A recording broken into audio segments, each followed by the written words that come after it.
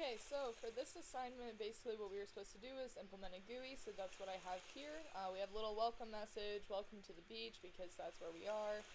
Some instructions for how to use what's there. We have three sliders here, which you can use for translation, rotation, and rotation of the balls. So the plane rotation actually affects this Mario character, which I just kind of threw in here because I wanted to play around with implementing the skin for it, and also just because it's March 10th, so it's Mario Day, so I just wanted to kind of add something a little goofy for that.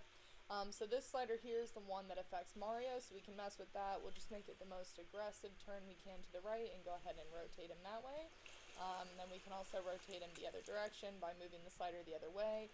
So this actually isn't implemented using physics. This is just on a normal object, rotating it about the z-axis.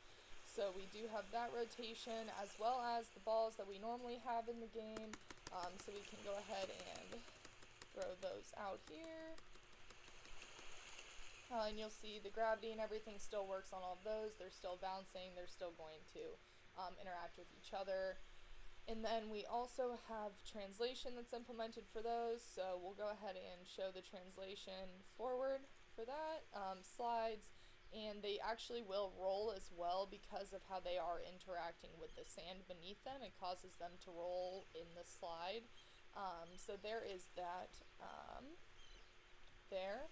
And then we can also use the slider for the rotation of the beach balls themselves, and we can use the rotate balls button, and you can see how those more aggressively roll because the way that that is implemented is off of the physics. So this is actually adding torque to the objects, whereas the translation was just adding a force to them to translate them in the direction.